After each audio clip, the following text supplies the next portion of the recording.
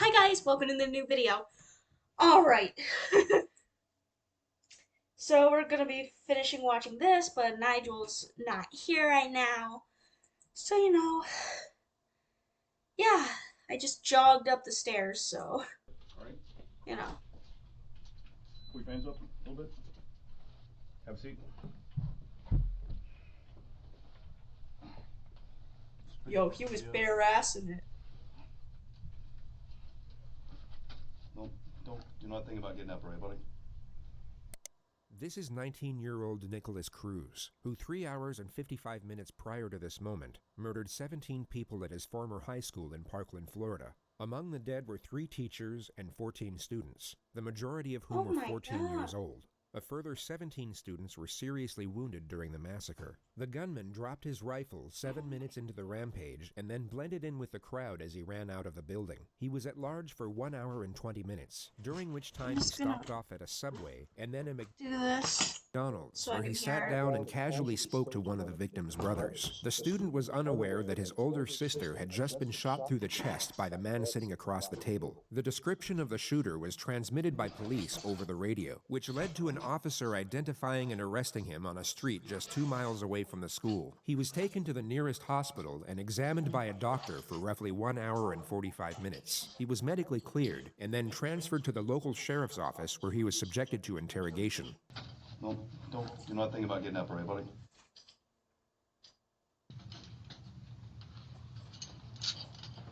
From the moment the subject entered the room, his eyes have been fixed upon nothing but the floor. He's held on to this downward-facing gaze as if he's either in a state of shock or disconnected from the moment.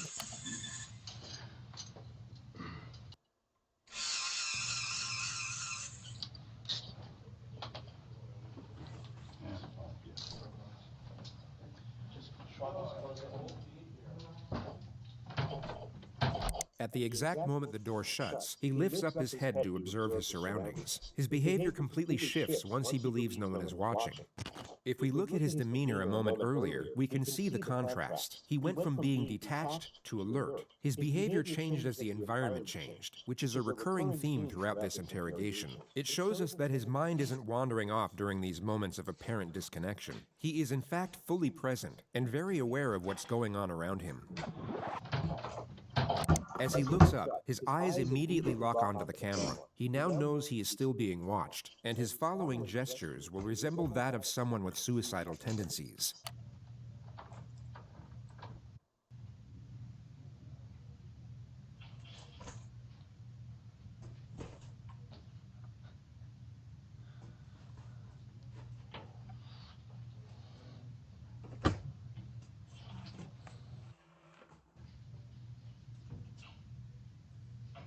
At face value, these externalized suicidal thoughts may seem genuine to some, but when framed with the rest of his behavior throughout this interrogation, they are exposed for what they really are: an act, a calculated attempt to garner sympathy and paint his character in what he believes to be a more positive light.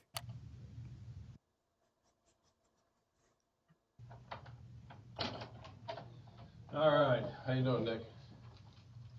You all right? Gotta be able to speak so I can hear you. All right, I just need to ask you really your name and date of birth just to confirm I got it right, and then I'm gonna see you want a glass of water or something. What's your first name? This is a situation where the proof against the suspect is already conclusive. He is without question responsible for the crimes under investigation, making the pursuit of a confession not essential. The police know he did it, but they need to know why he did it, which would already require a complex strategy in order to obtain the correct information. But the suspect's first recorded statements upon his arrest have now made the procedure considerably more difficult. What's going on today, bro? The demons, man. Demons? Voices. Yeah, no problem. Voices. Voices and demons? Where's the voices? What happened? Shut up. Just be quiet, man. Demons, man. Voices. These two words have now forged the primary stratagem of his own interrogation, which is to cut through deception under the guise of supportive examination. The questions will be designed to lock him into a specific narrative about his alleged psychosis, while simultaneously giving him the impression that his responses are for his own benefit. Anything he says now can be used to refute any amendments he might come up with at a later stage. We all know that after this interrogation, he will have significantly more time to think, study, and even seek guidance from professionals about how the legal system interconnects with mental illness. Yet the majority of this forthcoming knowledge could be useless to him depending on what he says during these moments. The more details he gives away, the less options he will have for his defense later on. But pursuing this objective is complicated, as there are two very common scenarios for when this type of suspect gets interrogated. And just to be entirely clear, by this type of suspect, we mean someone who is 1. Pretending to be insane, and 2. Not fooling anyone. Their most common response is to simply shut down. They regress into total silence or some type of catatonic state, and the interrogation never gets off the ground. The other common response is the exact opposite. They erupt into hysteria or supposed delirium, and everything from that point forward becomes incoherent. The lead detective, John Curcio, must not allow either of these scenarios to transpire, and this makes the first 2 minutes absolutely crucial. He needs to create a positive first impression and resemble the furthest thing from a threat, while at the same time maintain a presence of authority. His temperament will be easygoing and non-confrontational, but also encouraging when extracting a response. His role at this moment is the ally. He needs to be liked, respected, but must not be feared. Not yet anyway. Going off the suspect's initial demeanor, the detective will know that he is far more likely to regress into a state of silence at this opening stage. And if he can prevent that from happening within the first 2 minutes, he is over the first obstacle. All right, how you doing, Nick? I just need to ask you really your name and date of birth just to confirm I got it right, and then I'm gonna see you want a glass of water or something. What's your first name? Come on, Nick. Huh? Spell it for me. Okay. Come on, I'm old. You gotta talk so I can hear you. N-I-K. O. Oh. Okay. A-S. And what's your middle name? Come on, man. Speak so I can hear you. Jacob. Jacob. J-A-C. What's your date of birth? Okay, you need to relax, because I'm the last detective or policeman you're going to have to talk to. So right off the bat, that should be somewhat comforting to you to know that I'm the last guy you got to talk to. But the thing about it is, look at me. I got to be able to hear you. Okay? So all I want to do is get basic information from you, and then we'll get into the, whether you want a glass of water, all that stuff. What's your date of birth? 09. January? 09. 09 September. The investigation team already know the answers to these basic questions. Their only purpose are to initiate a response, and their non-threatening nature make it more likely for the suspect to engage. They are essentially the opening wedge to get the two-way dialogue flowing. And although the suspect is still partially committed to his catatonic state, as we can clearly see, he is still responsive, making it unlikely for him to regress into complete silence from this point forward. Everything up to this moment has gone to plan. The detective has one foot in the door, and he can now develop the relationship from a more secure position. He goes about this with a standard method of rapport development, the offer of food and water. All right, let me do this. You want cold water? You don't know if you want cold water? Thank you. Thank you. Well, I'm going to bring in 2, because I want one. It was hot, and then if you decide you want to have it, that's fine. You sure you don't want something to eat? Okay. The refusal to accept food and water is a familiar response which you may have already seen on this channel. It's a glaring manifestation of shame. This is not to be confused with guilt nor remorse, both of which require the acceptance of responsibility, which in turn directs our focus outwards on the feelings of others. Shame, on the other hand, shifts our focus on the perceptions of others towards ourselves. The subject is afraid of how it will look if he accepts the offer considering the circumstances. He instead wants to appear as if he's so negatively affected by the events that he's unconcerned with meeting his basic needs. Of course, I have so many different keys. All right, I'll be right back.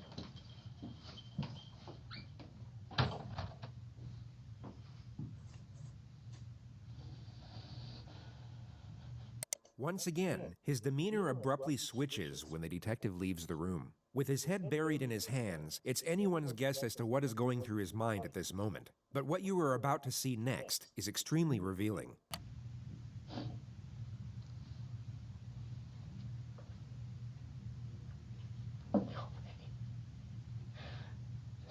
Kill me.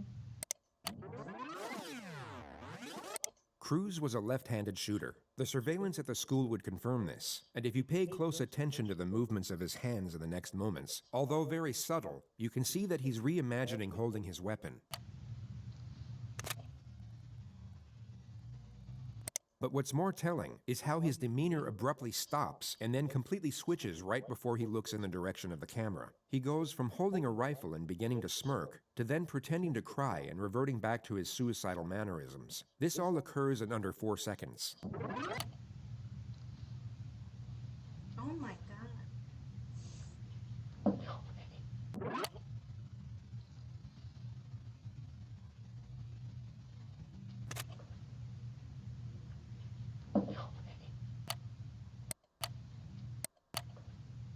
It could be assumed that for a brief moment, he was not only recollecting the attack, but gaining gratification from doing so. He then remembered he was on film, giving reason for the sharp adjustment. His true self was reliving the attack and enjoying his work, while his false self was so dejected to the point he was externalizing suicidal thoughts. Complete opposites.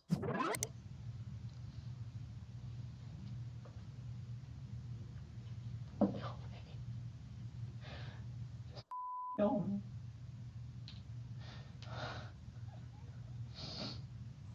His next calculated charade is one of self-harm. He first bites himself without drawing blood, or leaving any marks that were visible in his jail intake photographs.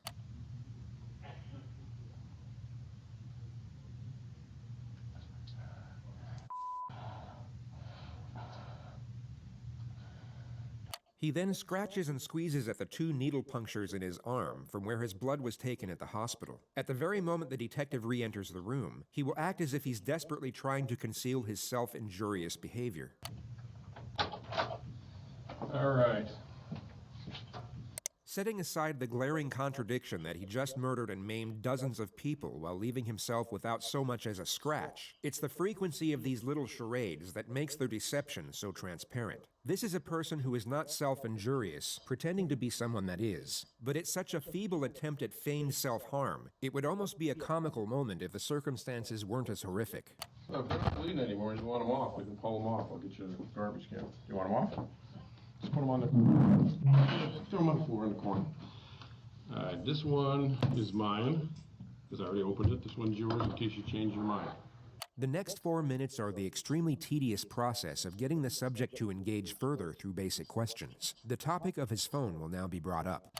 What about your phone? Do you have a phone? I lost it. When did you lose it?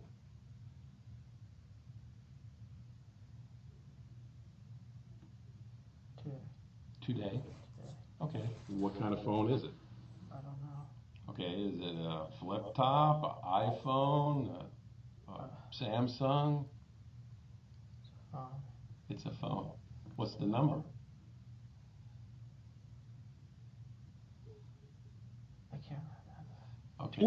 He will now begin to She's feign a back. state of hysteria, which then morphs into a simulated panic attack and fake How's the video? hyperventilation. The detective will need to refute the Ah, act immediately, spooky. as to not let the subject gain confidence with it. But he also has to maintain.